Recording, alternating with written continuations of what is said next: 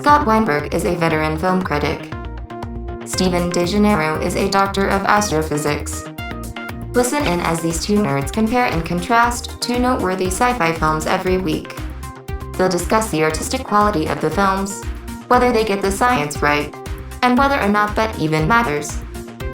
Welcome to Science versus Fiction. Hello, and welcome back to another explosive episode of Science versus Fiction. Why explosive? Was that an Easter egg? Was that a clue? Yes, it was. But first, let me introduce my co-host, Dr. Stephen DeGennaro. Hello, everybody. So normally I'm the expert on the show. I am the scientist. But this week we have with us somebody who is even more expert than I am at the particular movies that we're going to be analyzing today.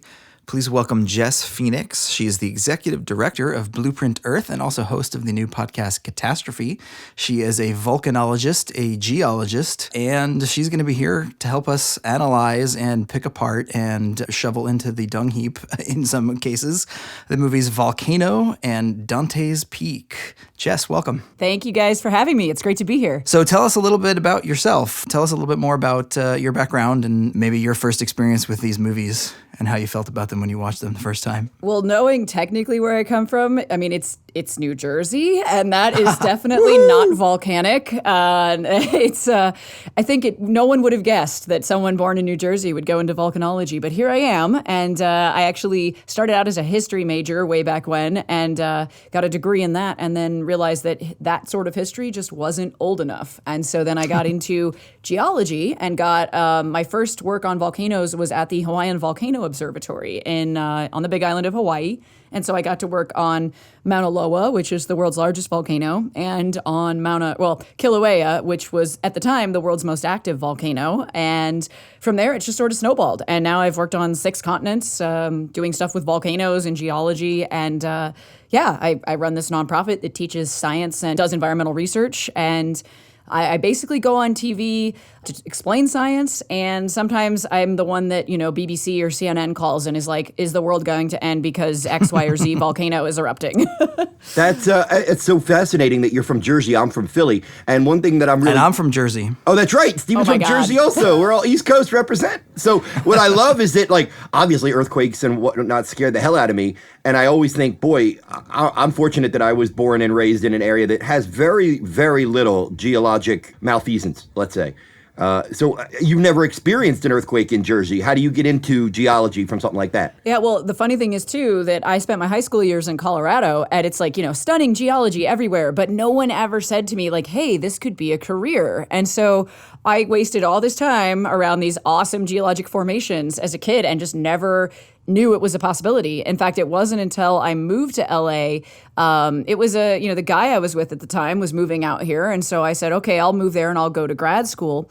It really was just me saying, I'm going to take a random class in college about geology because I've always wondered, why are mountains where they are? And no, I hadn't experienced an earthquake until I was in college. Actually, in Western Massachusetts, there was an earthquake this would have been 2002 or 2003, and it woke me up, but I didn't know what it was. And, you're in college, so you basically are in a coma when you go to sleep. So I fell back asleep, woke up in the morning and was like, why is all this stuff off my desk? And yeah, Massachusetts, the East Coast can have earthquakes. It's just they're really, really rare. So yeah, my first earthquake was actually in New England, not in California. That's really interesting. So how do you go from just a hardworking geologist / volcanologist to, a leading expert? That's an interesting journey. Well, expertise is relative. I don't know if it's so much to do with anything that I've done that's particularly amazing science-wise, because I definitely think there are people out there who've done way more for the field of volcanology than I probably ever will.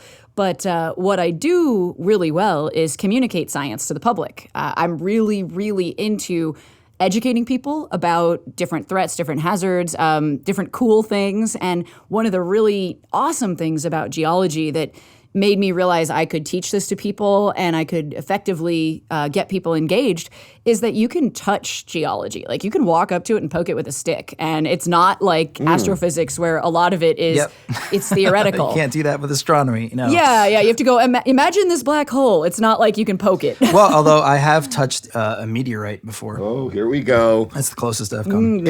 Jess, it was really dense. I hope so. I mean, man, they're supposed to be. So we are here to discuss two explosive movies. I've used that pun twice now. We're going to start with Dante's Peak, only because it came out a few months earlier in 1997. So Dante's Peak, from the director of, at that point, No Way Out, Roger Donaldson, a very solid journeyman director who makes more good movies than bad, got a hold of a television-level screenplay. That's what I think. I think this movie plays like a 1978 TV movie that would have appeared on CBS on a Wednesday night, and my mom and Jess's mom probably would have let us stay up late to watch it. That's exactly what Dante's Peak feels like, a quaint, nostalgic throwback kind of disaster movie. And I kind of like it, but I definitely want to hear what Steven and Jess think. I mean, I enjoyed both of these movies, honestly, more than I expected to. Neither of them, I feel like, insulted my intelligence as much as something like Armageddon. Now, that may be because I'm not the expert in geology, so when we toss this back to Jess, she may have a different opinion on the matter. But, I felt they were both entertaining. Neither one of them are movies that I'm going to particularly revisit many, many times. This is the first time that I had seen either of them was this week, and I just watched them both in a row last night. Jess, had you seen either of these movies before? Yes, I had actually seen both of them, although it had been probably like 10 years since I had seen either one. So it was a good refresher to rewatch them. Jess, if you would, why don't you give us a brief plot synopsis of Dante's Peak? Well, it's kind of like how you would expect a volcano movie to play out. Like somebody realizes, oh, something's fishy at this volcano. It's quote unquote waking up. And so, you have the scientist who has a troubled past show up at this rural volcano that's picturesque and cute little town, but everybody might die. So the volcanologist has to not scare the whole town. But he thinks there's a reason to be scared. Evidence accumulates. And so he starts to get the town worked up, but then, obviously his boss has to swoop in and prevail because cooler heads, blah, blah, blah, volcano pun. And then what really happens is basically it erupts, and then it's like, what is the human fallout, obviously, because the volcano does not care when it erupts or not. It just does its thing. But it's all the people in the base that are pretty well screwed. And I think that's, you need that human drama. Otherwise, you wouldn't have much of a movie. Well, so let me ask you a question. So, in the movie, they posit that this is some sort of dormant volcano. Pierce Brosnan makes that point very pointedly at one point, because somebody says inactive, and he says, no, it's not inactive, it's just dormant. So tell us a little bit about dormant volcanoes and what kind of warning would a town like this get in real life if a volcano that had long been inactive or dormant were coming back to life in some way? Okay, couple of really important volcano tidbits here. One is, and this is what a lot of people don't know, is that, depending on whatever given day we're talking about, the U.S. either has the second or third highest number of active volcanoes of any country in the world. And when we say active, that just means that it's a volcano that has the potential to erupt. It doesn't mean that it is going to erupt like next Tuesday or, in 10,000 years. It just means that there is still something beneath it that is heating things up. So it's got a potential magma source. And that's what you really need to have an eruption. So the U.S. has so many of these volcanoes, and most people have no idea that we have, over 160 that are just sitting there, waiting to do their thing. So the USGS, like in the movie, they showed the USGS Cascades Volcano Observatory, which is a real place, which I loved. But what they didn't have is monitoring equipment set up already at the volcano, which in real life, you would have at least a few seismometers out there installed so that, especially near a volcano that's close to a population center, even a small one. So in real life, a town would actually have continuous monitoring, even if it was remote, by the U.S. Geological Survey. And so if a volcano did start to show some unusual earthquake activity, people would know. And scientists would get out there, they would deploy a team, they would then take gas samples and put tilt meters out. All the stuff they talked about in the movie actually is stuff that we do. And, we would measure lake acidity levels, water acidity levels. We would measure the gases that were, being vented out. We'd look at tree die-off. That's all really, really accurate. So I was impressed. They get an A for that part of it. What are your thoughts on Dr. Harry Dalton, Jess? What do you think of him as a geologist / volcanologist? Is he a believable? I mean, it's clear that they wanted to have some real legit science in this movie. I don't know if you can explain to us the more ridiculous parts, but like you said, I appreciate the attempt to at least include all those events that would probably happen. Yeah, I mean, there were obviously some manufactured little weird dramatic bits, like taking that robot into the crater with Harry Dalton, Pierce Brosnan, and then the other actor whose name I don't know. But they didn't need to do that. They wouldn't do that. But Pierce Brosnan as a whole, he actually kind of wears the same outfit that I wear a lot of the time, which is like khaki pants. I mean, mine are cargo pants, and they're men's, so they look a little weirder on me than they do on Pierce. But then that button-down shirt with long sleeves that you can roll up, like solid color, like that is legitimately what I wear into the field. So I was like, okay, cool. They did, however, they had a bunch of the actors from the USGS team wearing like jumpsuits, and we usually only wear those when we're actually going in a helicopter because they're flight suits. Like you don't just wear those to go do some samples or like install a seismometer. So actually, that's one of the questions that I had in my list was how much of volcanology involves flying over volcanoes in helicopters? Dude, so much. Oh my God. It is one of the highlights of my life. I am not even kidding you. Helicopters, oh God, they're amazing. I would be scared. I would do it, but I would be scared. Well, I mean, the physics of helicopters is actually terrifying when you compare it to a plane. I mean, helicopter motion is just like controlled falling, and that should be terrifying, but there's nothing cooler than taking a helicopter over like a roiling lava lake, or like in that movie, I actually said to my husband when they fly into the caldera and, they have the jerk pilot and they have like a couple of the scientists in there, I just went, oh my God, I want to be there. That's so cool. Wait. Anytime you do this, I'm going to have you do a little sidebar. Ding, Jess, define caldera. Oh, yes. Okay, so caldera comes from the word cauldron in Spanish, and it is that generally round-shaped bit at the top of a volcano. It is oftentimes present, like you can really see a good example of a caldera if you look up Crater Lake in Oregon. The inside of that caldera is now filled with water, and you've got a little island in the middle. That's what we call a resurgent dome. And they actually had a dome inside the volcano of Dante's Peak. So that was really accurate. And the caldera is something that not all volcanoes have one. It's usually the sign that it's had a bigger eruption. So you can have a caldera, you can have a crater. Craters are smaller. Sometimes you can have a crater inside a caldera. They had that setting in Hawaii on Kilauea. So, I mean, there's basically these things. Crater and caldera are things that you generally see at the top of a volcano. Is probably the easiest way to break that down. See, now, yeah, you've led me into another question. What let's say 100-mile radius, no, not 100, like what country is a volcanologist? Like if you had unlimited resources and unlimited team, what country would you plant yourself in to study volcanoes? Oh my God, that's like volcano fantasy land right there. I'd probably pick either Indonesia or the Philippines.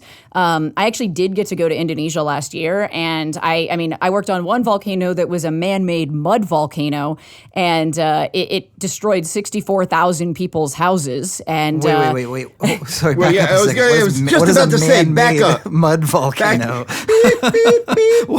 Back up. That sounds like a project that your grade schooler would bring home. What exactly is a man-made mud volcano? Well, it's a really big disaster. It's when an oil and gas drilling company gets a bit greedy and sloppy, and they drill a hole down to try to get that geothermal energy, and something goes awry. Like they didn't put enough concrete down their borehole to make things stable, or they drilled in the wrong place, and basically through the new crack you've opened up by drilling, you get a lot of heated material that just starts erupting out. And Indonesia, like the island of Java, where this volcano exists. If you look at it online, it runs east-west, and it's basically just a row of volcanoes. And so it's really geothermally active, and they get a lot of energy from there, but it also means that if they screw up, you can ruin a lot of people's lives, which is what happened it's called Sido Arjo. Yeah. The more I hear about geology and dermatology sound kind of similar. Is that crazy? Well, I mean, if you think of the volcanoes as like Earth's giant zits, then I mean, sure. Because you're explaining these things, and it sounds like you're talking about the surface of skin and a pimple and an eruption and stuff pouring out. And I'm like, these are because the Earth is the skin, right, of the planet. It's just fascinating. Yeah. I've never even heard of a man-made volcano, and I watch Nat Geo channel. I do. Well, you can actually, if you're really interested, I don't get anything from this, but if you look on Science Channel's show What on Earth, the first episode of season 6, I'm the first segment, and I'm at that mud volcano. So if you want to see it, go check that out. I will watch it tonight.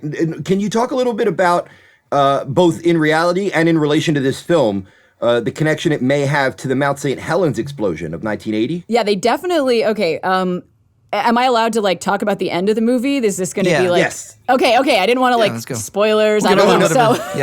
Spoiler alert. Yeah, but basically once it erupted, once the volcano erupts and the clouds have cleared and you can actually see the volcano's summit again, they actually made it look a lot like St. Helens post St. Helens eruption. So instead of having your perfect stratovolcano, that's a volcano that is made out of layers of eruptive material, and they're the pointy ones that if you ask a little kid to draw a volcano, that's what they draw. That's one of the types of volcanoes. Like the Hawaiian Islands are a totally different type. So Dante's Peak is this stratovolcano type. And after it erupts, like it definitely has a depression on one side where it looks like the eruption came out that one side. We call that a lateral blast in geology land. And Mount St. Helens was like the first time a volcano erupted laterally out the side that we had witnessed. So, this was Dante's Peak doing that. Like that's more of a fluke than something normal. But sometimes when they erupt like that, like a big eruption, you'll get what you get out of Crater Lake, which is a pretty round shape that's left after the eruption's done. So yeah, they basically drew straight on Mount St. Helens to get that final image. One of the things that impressed me about this movie was the special effects. For 1997, I think they like almost every effect that I saw in this movie held up. From a film criticism point of view, I'm curious sort of how much they held up from a scientific point of view. How much how realistic were. Like the ash clouds that we see, or the lava flow. Okay, so I'll go with a really big, the thing that really made me hit myself in the face, face palm fully, is the lava. In both Dante's Peak and the movie Volcano, the lava was both just wrong. And if there is something I specialize in with volcanoes, it's actually different types of lava. So that is like my personal pet peeve is like, don't screw up the lava. Dante's Peak screwed up the lava. Jess, get that on a t-shirt tomorrow. That is your new logo that is your new motto for your podcast. Don't get what is it? Don't mess up the lava. Yeah, don't screw up the lava. You can't. It's just, oh my God. So what they did with Dante's Peak is at one point, to up the drama, they have this really fast moving, very fluid lava come to the lodge where the grandmother lives. And, she and the kids and the, Pierce Brosnan and Laura Hamilton are there. And, they have to like run because the lava is coming into the house. And I'm like, first off, that lava flow is ridiculously fast. Like that lava doesn't go that fast, generally speaking. And it's also the wrong kind of lava. That's a lava that you would see from like a Hawaiian style eruption. That type of volcano, most likely, if you have an eruption like they showed in the movie, you wouldn't even get lava flows like that you could even see. But the big clouds were pretty accurate, except when they were like, oh, it's a pyroclastic cloud. I mean, we do call them that. They're also called pyroclastic flows or pyroclastic density currents. Ding, ding, Those ding. are glowing. Doc, yeah. Oh, you want to know what it is? Define pyroclastic. Yeah. So basically, if you break the word apart and you do a little, Latin-ing of it, it's basically fire chunks or, clasts are like chunks of rock and pyro is fire. Neat. So what it is it's a glowing cloud of superheated ash and rock. And these things can move at 450 plus or minus miles per hour. So that's why in the movie, Pierce Brosnan, heroically driving, is able to outrun a pyroclastic cloud, or outdrive, yeah, whatever. You know what I mean? He gets away from the pyroclastic cloud. You cannot do that in real life. Like, no. The answer is no.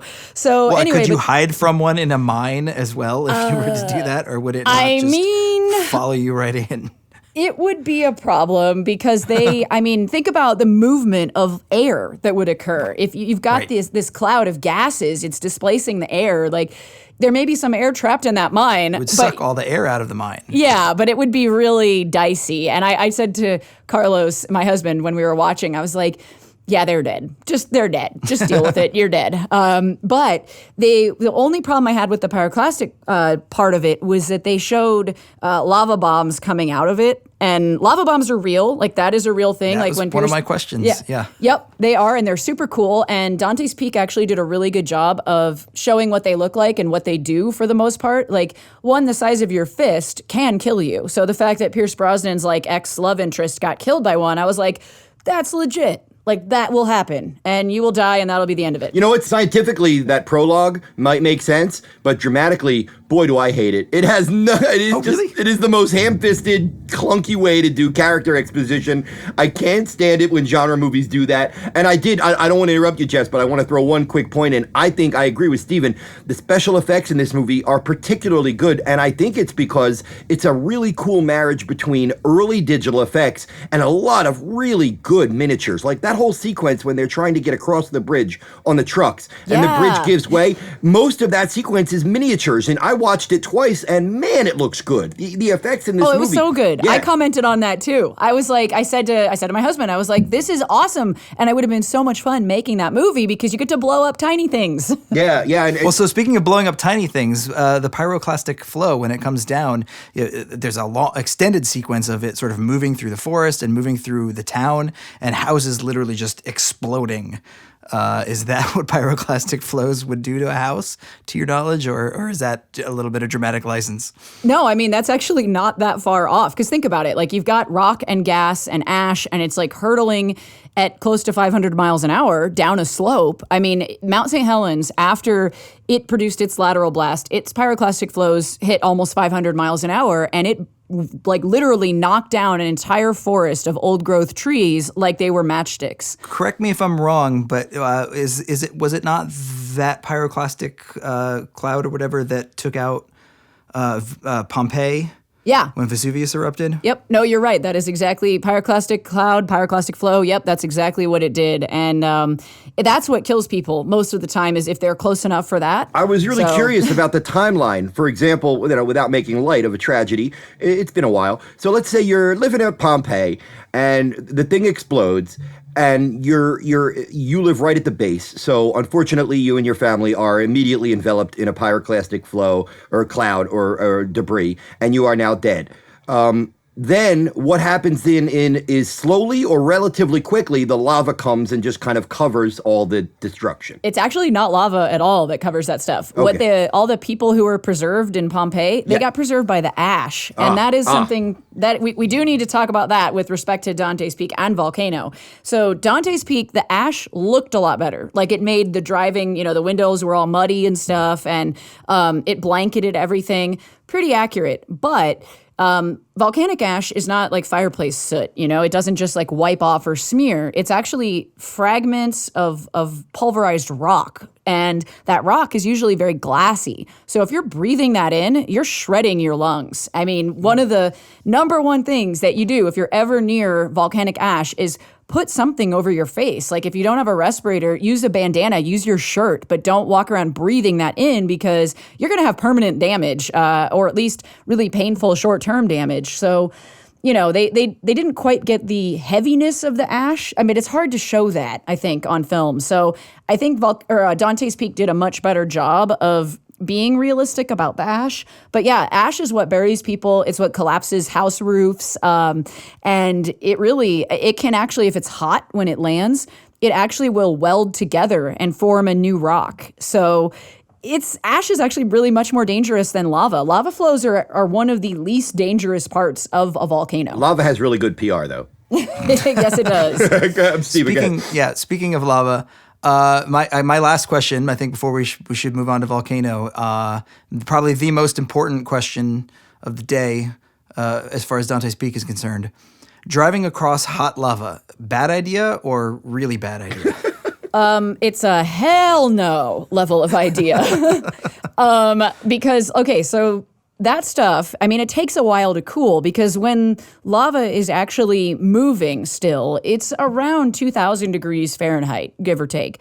So it can actually, the surface of it can cool and form a little rind or a crust, but the inside is still going to be hot and possibly not fully solid for, it could be a couple of weeks. So no volcanologist at all that I know would ever do what Pierce Brosnan did. It's suicide.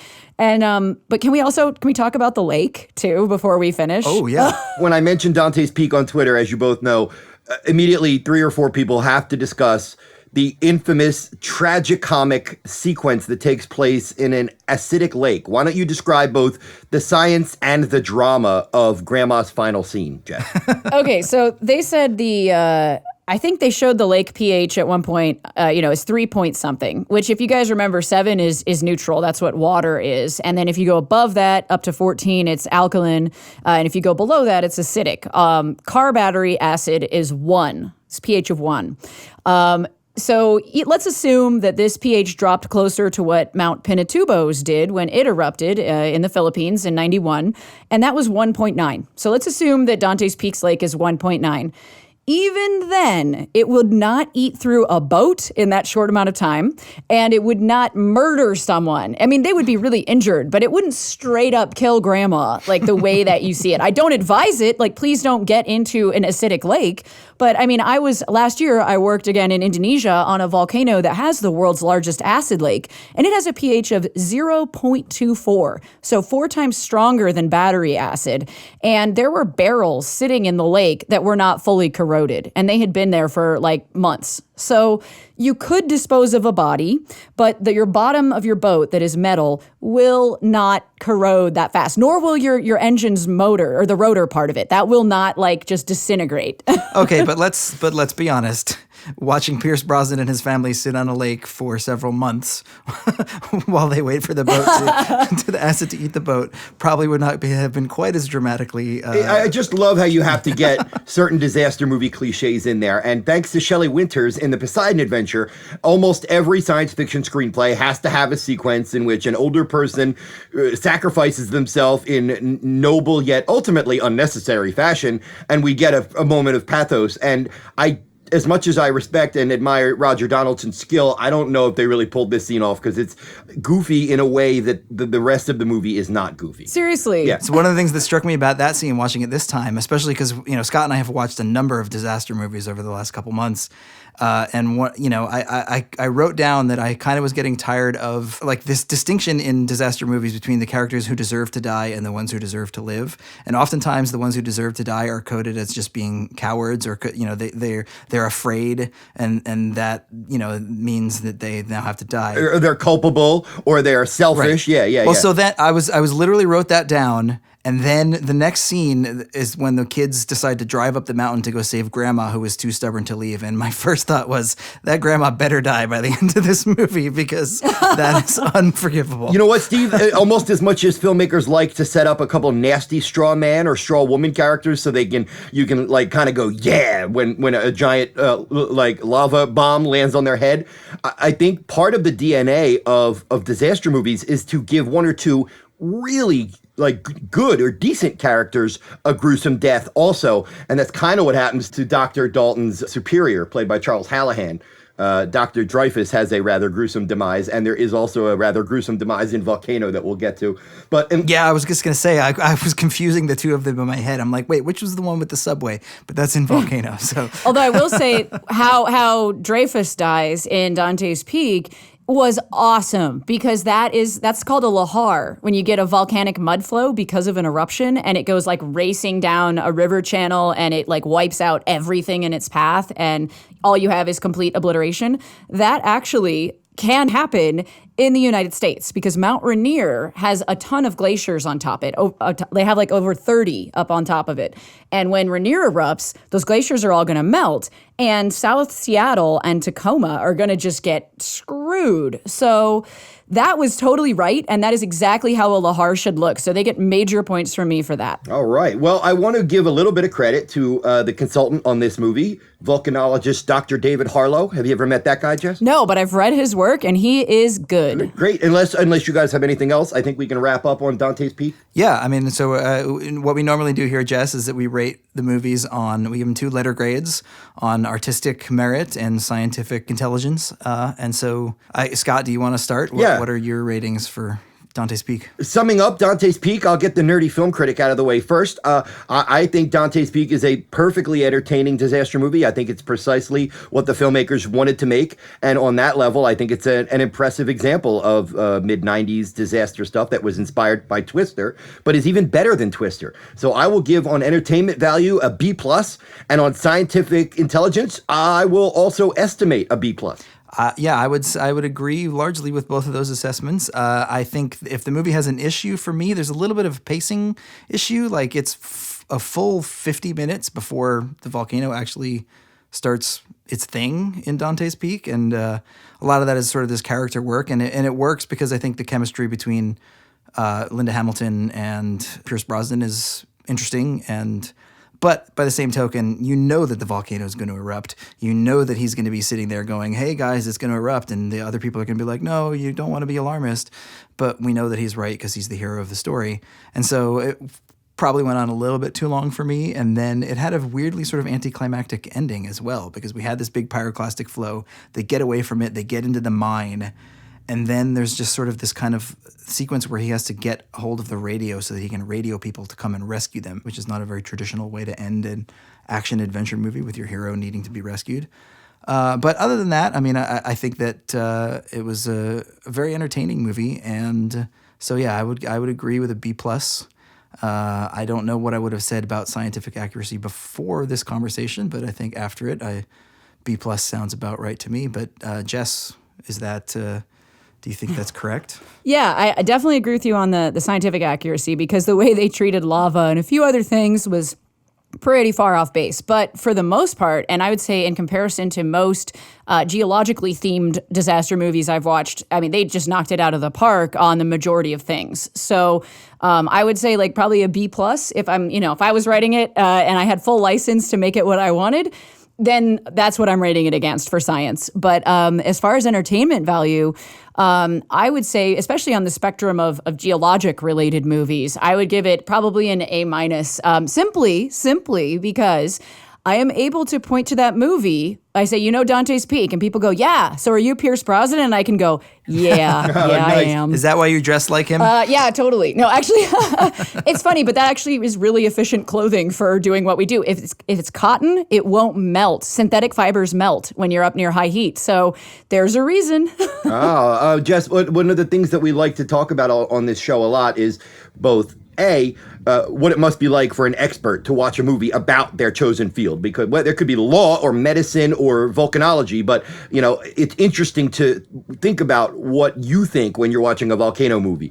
But more important than that is, does bad or faulty science hurt the art? A lot of people think that scientists are very sticklers of, you got that lahar wrong, so therefore your movie stinks. Can you talk just a little bit on that as you're watching the movie, and explain how bad science or questionable science does not kill a movie for you? It really can, and I think it depends on how it's done. Like, just a couple examples. Like, I will pay any amount of money to see The Rock punch things and or people. So I went and saw San Andreas in the theater, and I was screaming at the theater for part of it because, the San Andreas isn't going to rupture east-west, and, that's just not how it works. But I had The Rock was punching a lot of people, so I was very satisfied. Jess? That's your next episode. Pompeii from a couple years ago versus San Andreas. Perfect. Sweet. So how geologically accurate is The Rock?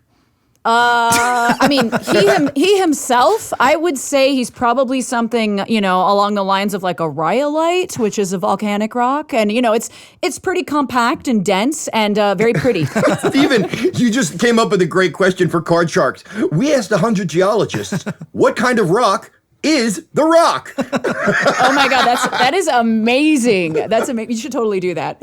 Or we'll tweet that. All right, so let's move over to a couple of months later. Guys, can we talk for just a little tiny sidebar? Steven and I talked about this on Deep Impact v Armageddon.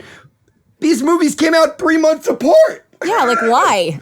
I mean, it's probably the same sort of thing. Like that, somebody heard that somebody was making a volcano movie, and they're like, "Oh, well, we should probably do our own volcano movie." I mean, I think that a lot of these things are driven by technology. Like what can we show now? Wow. Like what can we do with special effects that we couldn't do 5 years ago? And how do we tell a story? I mean, I think that's why Twister exists. I think that's why these two movies exist. Dude, I'm impressed. You nailed it, because I'm watching Volcano and I'm noticing that some of the lava effects, like the more watery ones, look similar. And I'm thinking somebody about a year earlier in the CGI development labs went, guys, we still can't do animals. We still can't do people, but we have pretty much mastered tornadoes and lava. And then the film producers go, oh, I just saw your 12-minute reel of lava. We're going to write a screenplay around your reel of lava. And lava asterisks, apparently. Not what actual lava is, but what people think lava is. Okay, Jess. Yeah. Volcano, what do you think? Give us a brief plot synopsis of Volcano, starring Tommy Lee Jones and Anne Hesh. Oh my God. Well, so I live in LA. I love LA. It is a wonderful city. One thing that LA is not, however, is volcanically active. And they don't care. The filmmakers don't care. So they set their movie in LA. And they have the famous La Brea tar pits erupt. They have MacArthur Park, which is close to downtown LA, have lava underneath of it. And they basically create a new volcano where there was, a museum before. And, of course, the whole conflict is Tommy Lee Jones is he works at the Office of Emergency Management. So he's trying to wrangle firefighters and police and the metro subway people and, get them to avert catastrophe. And you got Anne Hesh is a geologist. And I want to note that there was another geologist who was trying to sound the alarm with her. But of course, the less attractive, conventionally attractive geologist gets killed off first. So that is not usually how it works. Like, we don't die based on whether or not we're hot as scientists. But, the movie from there just proceeds to get more and more strange. And I think the real star, though, was actually Don Cheadle's hat. I'm just going to put that out there. Here's the thing. I am not a snob when it comes to genre films. I am not. I'm willing to buy, swallow, and endorse a lot of silly stuff. I hate this movie. I think this movie is a comedy with no punchlines. I think it is sarcastic. I think it is meant to exist as like a look how cool LA is, and we're just going to run through this whole panoply of LA landmarks with nominal plotting, nominal character development, flaccid dialogue, no real conflict, a few moments of spectacle, and then it just draws to an end with one of the dumbest denouements I've ever seen, where people are covered in, like, I didn't know that volcanic ash was the cure for our racial problems in America, but there we go. Volcanic ash will make us all just get along. We all look the same when we're covered in volcanic ash and breathing it in and destroying our lungs, apparently. Yes. I'm going to throw this back to you guys. Is there meant to be some kind of weird romantic frisson between the two of them? Okay, yes. I noticed that. Like, they definitely kind of point in that direction early on, and I was like, ew, gross, gross, gross. Like, just gross, just from beginning to end. Because she's like, oh, because the other geologist does ask her, like, oh, well, do you like him? And she's but then it never even pays off. Like, I spent the whole movie thinking, like, man, it's going to be so gross when Tommy Lee Jones kisses Anne Heche at the end of this movie, because... Oh, dude, I would not. Dude, I'd rather see the dog fall in lava. Apparently, I guess the producers... I mean, my only guess is that was from an earlier draft of the script when he was going to be played by a younger actor, and they kind of just didn't excise that from the script.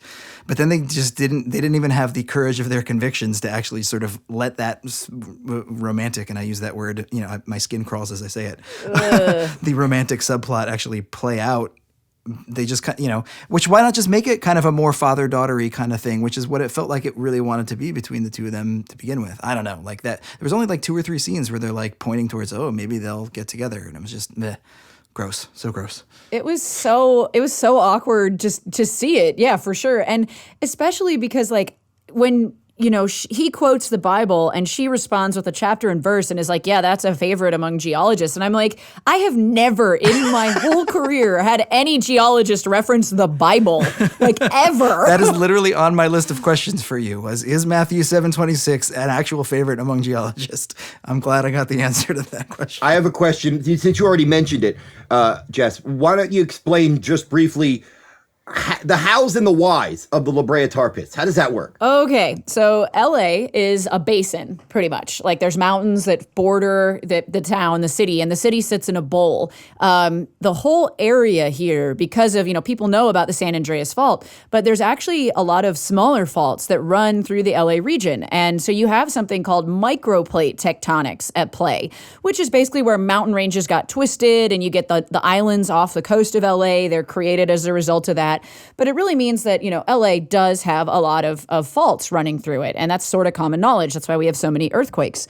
However, the La Brea tar pits they come from a formation that, millions of years ago, this stuff was deposited. It was the same sort of thing that you see that make oil seeps, tar seeps, anything like that. And this is organic material that's been compressed and buried underground for a long time. And the tar pits are there. They're part of the indication that this basin is oil rich. And we actually have a lot of refineries out here in LA. We produce a lot of oil. And it's just, you can drill down, you can hit this oil, you can hit the tar and, extract it. So we've known the tar pits are there for a long time. They excavate a lot of sloth bones and, dire wolves and what are they called? Smilodon. What is the name? Saber-toothed cats. They excavate those there all the time. So they're this very iconic LA landmark, and they really just have a lot of like methane gas that's bubbling up out of the tar pits. So they do actually bubble, but they don't look like water bubbling, which is what they show in Volcano. They're not geothermally heated like a volcano is. It's a very different thing. It is a little warmer than the surrounding rock, so the stuff rises up, but the tar pits cannot, will not, and just should not ever erupt. Like it would be an obscenity to say that they could. They just can't. So let me ask you a question then. This brings up an interesting scientific question for me. Why does a fault form some in one place and a volcano in another place? Like, what are the geological processes that make one thing happen versus another thing? Well, so plate tectonics is a pretty recent theory that we have in science. I mean, it came around in the 60s when it started to become more accepted. But what we figured out is that, the Earth, the inside of the Earth convects. So it's like if you boil water on a stove. There's a heat source at the bottom, and that's close to our core. And then the material that's under there rises up to the surface, and it moves around. So, that moves the big tectonic plates that we all sit on. And sometimes the plates crash into each other, and then mountains are formed because the material goes up. Sometimes one plate goes under the other, and the plate that's going underneath melts. And then the stuff that melts, if you remember basic physics, hot stuff rises. So the hot melt rises up through the colder rock that's above it, and that produces a volcano. You can also get volcanoes where two plates are pulling apart because you get that hotter material. It has the ability to breach the surface. Again, geology sounds like dermatology. So sorry. No, fair enough. I actually tell people when I'm studying volcanoes that what we really do is we're like monitoring, its respiration and what it's got in its stomach and blah, blah, blah, because that's what we try to do. We try to figure out what's going on beneath the surface. So I think calling it dermatology, it's kind of analogous. It's not too far off. So if you would, Jess, I don't want to interrupt you, but we have the vague idea of these giant tectonic plates. Could you explain what are these micro tectonic plates? What is micro in relation to a normal one? Well, normal ones can be really, really, really big. Like the whole Earth looks like it's stitched together when you look at where the plate boundaries are on a map. And you can Google tectonic plate boundaries and kind of see what it looks like. In California, instead of having like one big one or like two big ones meeting. We actually have, dozens of them. And it's just because this area it's had forces acting on it that go in a couple of different directions over the millennia. So if you have stuff that's pushing left, right, and then you have something that comes in and pushes, north, south, like it just, those conflicting pressures and strains and stresses, that causes the rock, the crust itself, to break up into pieces. I had a teacher once who explained the tectonic plates as like, if you have two writing tablets and they're brand new, they're all full of paper. If you take them, put them side by side and jam them together, what's going to happen is that the ones on top are going to blossom up like a broken flower or something, and that's going to be a mountain or a volcano. And the paper that's stuck underneath becomes the material. Yeah. Is that accurate at all? Yeah, that's pretty good. And, there's a bunch of different ways plates can interact, but the ones in the LA region aren't like big dramatic, mountain building ones. They're more just like little cracks that happen. It's like instead of a whole pane of glass shattering, it's like it developing little cracks in it. Yeah. So like the quakes that we have in most of LA aren't going to produce like a giant earthquake like you could get from the San Andreas, which is like a much, much bigger fault. So the scale here, it's like, our scale in the LA basin is smaller from those little smaller faults. But yeah, none of this is connected to volcanoes in any way. There's no magma chamber beneath LA. Like there just isn't. I have kind of a philosophical question for both of you. Stephen, you're an astrophysicist, and Jess, you are a geologist, volcanologist. When you study this stuff, how do you ever prevent yourself from just feeling so minuscule and tiny and meaningless? Because that's how I feel listening to it. I don't know. That's never been a problem for me. You look at the vastness of space, and yes, we're minuscule and tiny, but it's also awesome. I mean, like in the like very classical sense of that word, as in inspiring awe. I don't know. I can see. I can see why it would make some people feel small. For me, it just makes the universe feel big. Okay. Yeah, I love it. I mean, I adore that feeling. It's kind of why I get up in the morning. It's because, think about it. Like we are, as a species, doing our very best to ruin the planet that we have inherited. And we are polluting the crap out of it. We are killing different species. We are, over harvesting our resources. But the planet will be here long after we have, let ourselves off into oblivion. And I like to think about that. My only sadness about understanding the immensity of geologic time, 4.54 billion years old, the age of the Earth. But my only problem is thinking I'm not going to be here to see how it all ends, because that's what I want to see. You just reminded me of that brilliant George Carlin bit where he says, "Save the Earth. The Earth will just shrug us off like a bad virus. What are you talking about?" Let's get back to Volcano. Can you talk about this? Talk about this, please. Is it possible for there to be a dormant volcano hiding beneath the surface of the Earth? Is that feasible in any way? Not LA, but anywhere. Is that feasible? Yeah, hypothetically, because we haven't, some parts of the Earth we haven't actually done very good mapping on, and especially if it's not near a population center. They're realizing that there are undersea volcanoes that nobody had any concept of. When I say Mauna Loa is the world's largest volcano, it's sort of with an asterisk because they've now discovered that there was like remnants of an undersea volcano that was supposedly larger. So we keep discovering more and more stuff because the Earth is vast and we're really tiny. But it's to have something like that near a population center, that's almost impossible. So let's walk through the movie a little bit here, because we haven't talked too much about the ridiculousness that happens in this movie.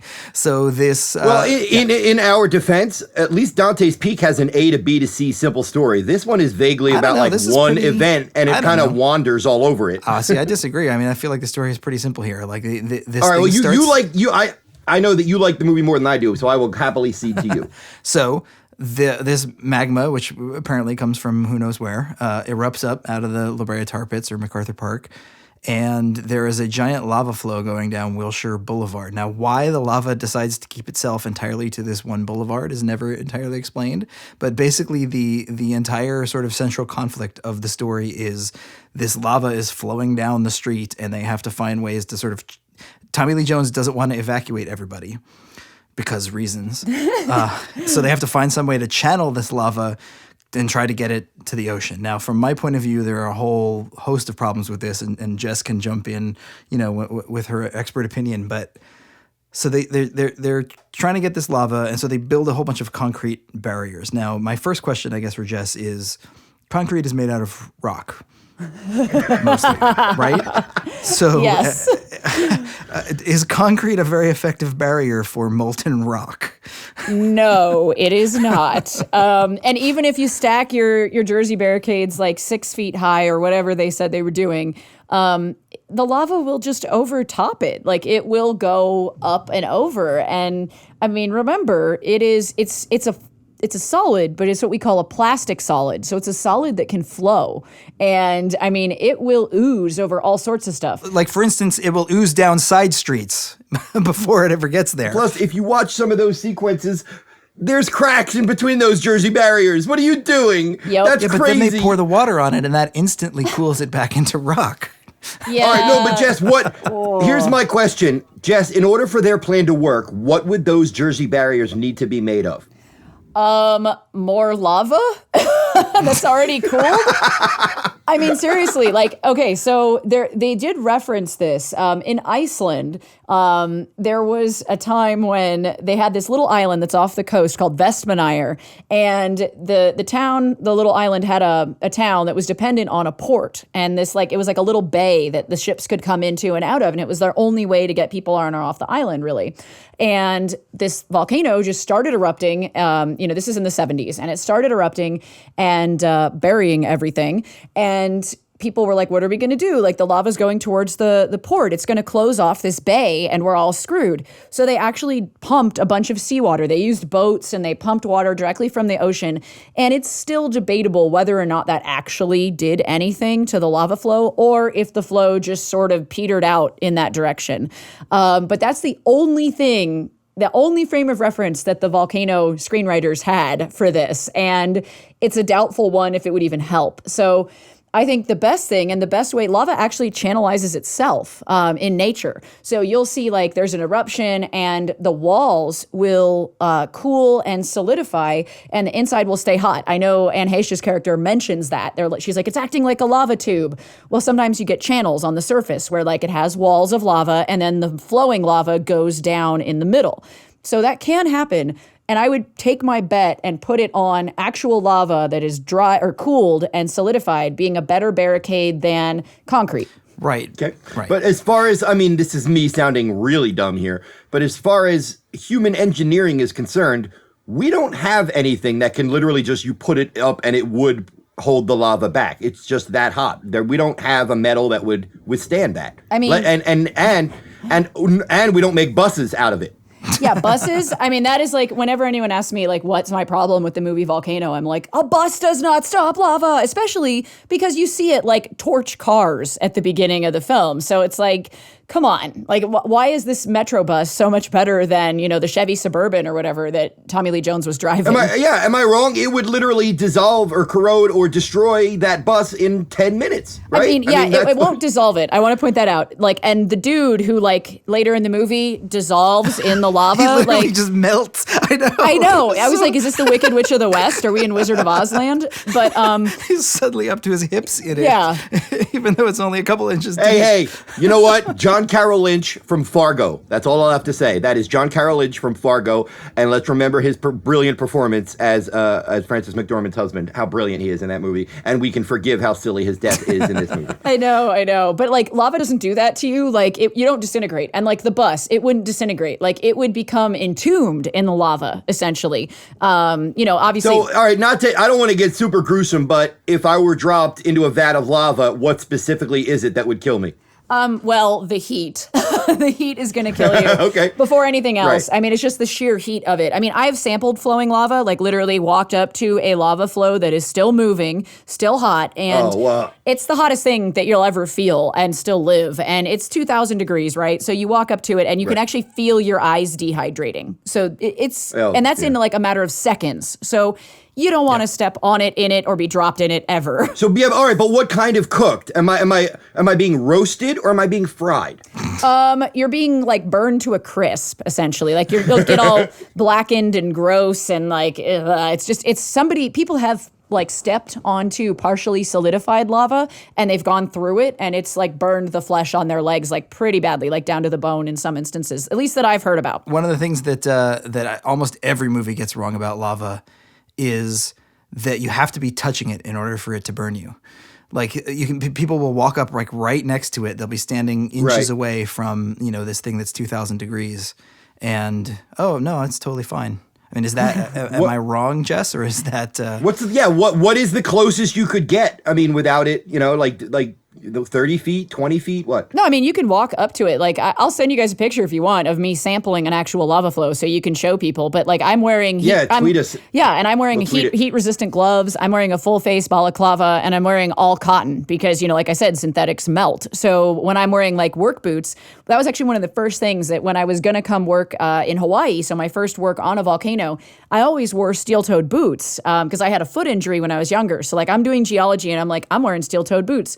My boss at the Volcano Observatory said, do not bring steel-toed boots. And I was like, why? And he goes, 'cause your toes, they will melt. And I was like, okay, yeah, cool, right. Not doing that. So, what are ovens made of? Steel sometimes?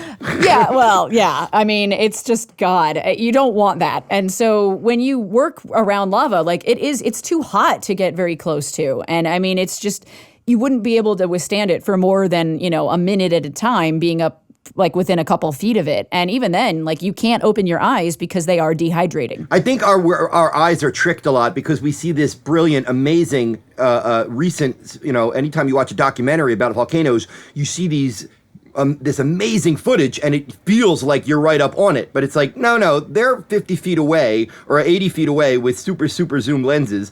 So we feel like we have more, experience than we do, Yeah.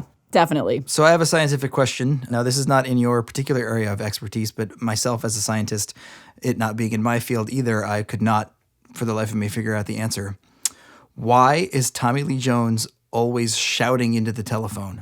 The entire movie, every time he talks on the phone, he's literally yelling at the top of his lungs, even when there's not anything loud happening around him at all. Well, I think there was one scene where he doesn't yell, and it's when his ex-wife is yelling at him. And I think he is pretty quiet. And I'm like, I see. When he's being macho man, he screams. When he's like being castigated for being macho man, then he shuts up. One of the silliest things in this entire film, and full of really dumb things. Oh, I got to ask you guys, which surviving dog do you like better, Dante's Peak or Volcano? I like Dante's Peak. Yep. I thought the way that the dog survived in Dante's Peak was a little bit ridiculous. I was like, man, they're literally driving on hot lava. They better not stop for that dog. And at least to the movie's credit, they didn't. They just had the dog jump over the lava to get onto to the bed. Car. It was a great moment. But in Volcano, the little dog gets its whole stupid sequence. Jess, which dog did you like better? I like Dante's Peak mainly because I have a Scruffy Terrier mix that's like the black version of that dog. So and I'm just a big animal sucker anyway. So if anyone kills animals in movies, like it actually personally offends me. Like I'm like, what are you doing? Well, I mean, like part of these movies are the thrill of what would I do if I was in the town? And part of these movies are, oh, that person died. That's scary. And part of these movies are, yay, hooray, somebody survived. And that's a little moment. You like it's Pavlovian, but you give the audience that little thrill of, yay, the dog lived. I get it. It makes sense. But the silliest thing in this movie, by far, even sillier than the bus, is a sequence where a building is falling. And Tommy Lee Jones picks up his daughter and a little boy and leaps, 6, maybe 10 feet, and avoids the falling building? Can we talk a little bit about how useless that 13-year-old girl was? Oh my God, I hated her. I'm sorry, I hated her. I mean, especially if you compare it to another scientifically bad movie, San Andreas, the Rock's daughter in that movie is a straight up badass. And maybe it's because she's the Rock's daughter, but Tommy Lee Jones needs to work on his fake children's coping abilities. She's just helpless. The entire that scene in particular. I thought maybe they were going to give her some sort of arc because she's completely useless and helpless in the beginning, and then she kind of has to take care of this other little kid at one point and tries to save him from the building. And I thought, okay, well now they're going to make her sort of heroic at the end. But then literally the ending of that whole arc is she stands there as the building is falling and waits for Tommy Lee Jones to run over to her and grab her and pull her out of the way instead of just taking 3 steps bad to the filmmaking. left. It's bad filmmaking, man. That's what I'm talking about. It's bad writing, bad directing, bad just setting up an action sequence. That's lazy and stupid. I just don't like this movie, man. Well, and what it makes me wonder is if this is what made it into the movie, what did they cut? Yeah, that's a good point. Jess, I'm out of questions for you on Volcano, but if you have any bullet points about this particular film that you would like to impart, I would love to hear them. I just want to say that they screwed up the lava so bad and the whole eruption so bad in this movie that, like, I actually was having a running commentary of that can't happen and that's not how that works. And oh my God. And by the way, the lava bombs in Volcano were terrible. Like, they're not on fire and they're not like round chunks that like hit and then bounce. Like, It's like Super Mario. yeah, basically. But no, when they come out of the volcano, they come out at like 190 miles an hour. So yeah, they will kill you dead. But there are different shapes to them. Like, there's one shape that's called a spindle shape. There's another shape that's called a cow pie shape. Now, are they molten or are they solid? Yeah, they are. They're molten as they come out, so they're cooling as they fly through the air. So I mean, so essentially, a lava bomb is if you're overheating your tomato sauce on a too high of a flame and stuff starts popping out and hit you in the arm. That's like the everyday version of a lava bomb. yeah, Those it things are gets shooting out. Yeah. It gets a little harder as it reaches the ground because they can travel like a mile or so. So I mean, it'll hit and it won't feel like tomato sauce. It'll feel like, I don't know, a piece of mushroom or something flew out of there and hit you. But in Volcano, they just screwed it up and they screwed up the lava. The lava is like super fluid and it's like basalt lava like you see in Hawaii. That's the kind of lava that they're showing in Volcano. And that is the fastest kind of lava. And it still doesn't even move that fast. And it would not stay just on Wilshire Boulevard. I mean, even though Wilshire Boulevard is pretty cool objectively, like, it wouldn't do that. And it wouldn't all come out one side typically. Like, I don't know. The whole thing, all the lava, all the volcano stuff, like, it doesn't actually look like that. So please do not get your science there. Well, so then he saves the city, supposedly.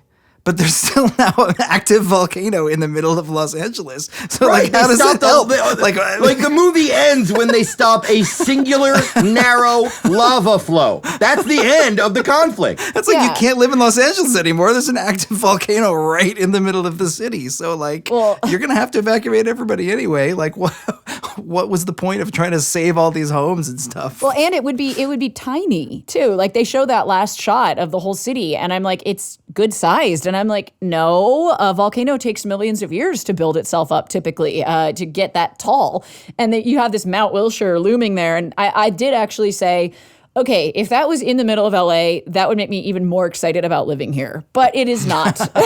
Look, you could walk to work. Yes. Jess, I have a key question for you before we wrap up.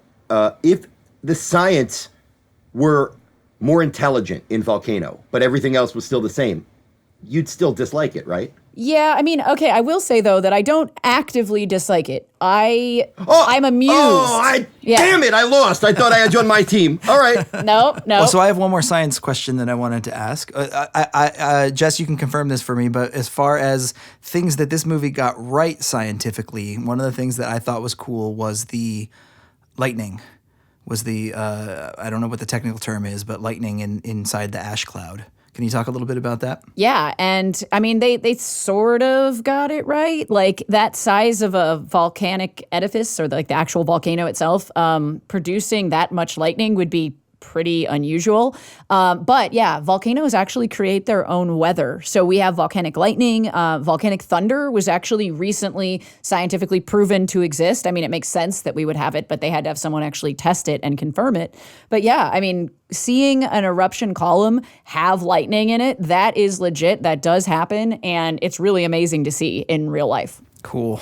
All right, wrapping up. I am Scott. I will give Volcano on entertainment value, like, a C-, and that's me being kind. I just have no patience for this. I think it's a cynical, silly movie. For scientific intelligence, NA, because I have two experts here, and who cares? NA, like as in N/A. Because wait, let me finish. Because we have an astrophysicist and a volcanologist here, so who cares what I think? Steven. I had a lot of fun with this movie, and it is, I guess there is sort of an interesting parallel, I think, here between Armageddon, Deep Impact, and Dante's Peak, Volcano, and this is clearly the more ridiculous of the two movies. I had a lot of fun with it. I recognized a lot of the logical inconsistencies even without being a volcanologist. But I thought it was fun. I mean, Tommy Lee Jones is fun to watch. I thought Don Cheadle was great. And I certainly had some problems with the movie. Its treatment of women was pretty execrable.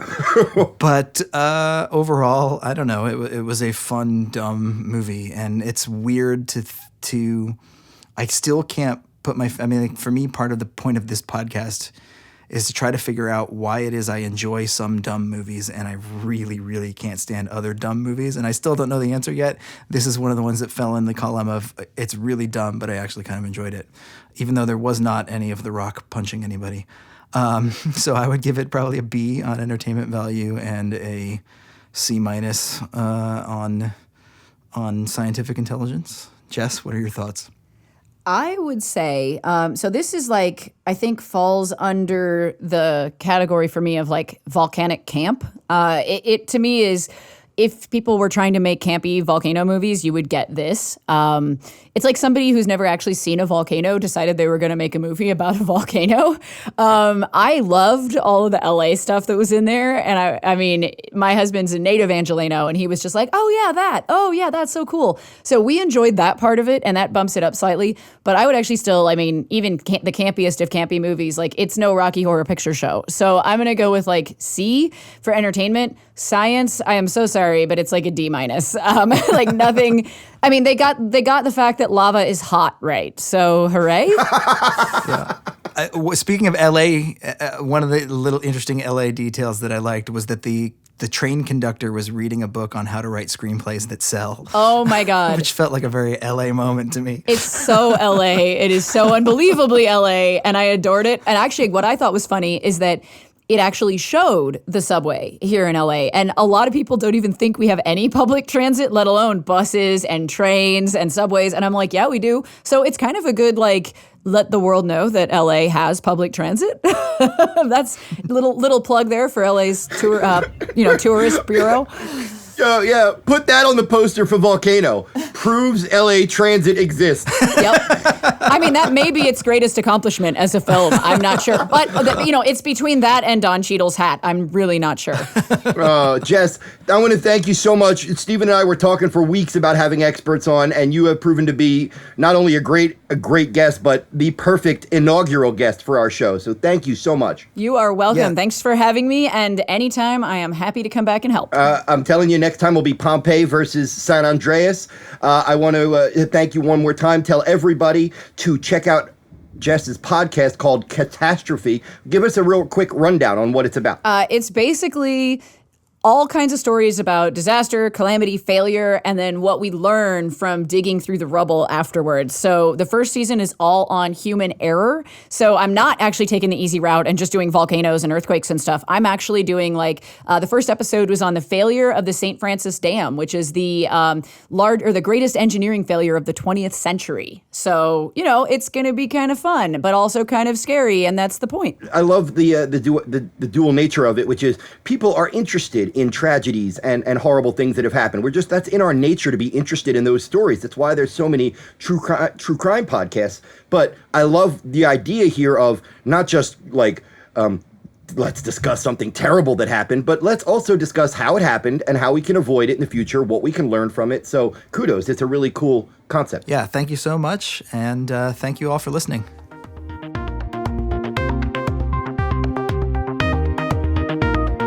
Hey everybody, thank you again for listening. If you're enjoying the show, please go to Apple Podcasts, leave us a review, leave us a rating. It really, really does help to get the show up in the ratings where other people can see it and we can spread the word and even more people can enjoy the podcast. Scott, what are some other ways that people can support us? You could hop on Facebook and tell people you like the show, go on Twitter, or if you want to get some bonus episodes, you can go to patreon.com/Scott E. Weinberg. That's me. And you can listen to, so far we've done a handful of commentaries for Firefly episodes, and we have very expansive and crazy ideas for Star Trek content. I said The Expanse. We're going to be doing something with that, and I believe something with Futurama. So if you'd like to support the show with a few bucks a month, you can do so at patreon.com/Scott E. Weinberg. Thanks so much.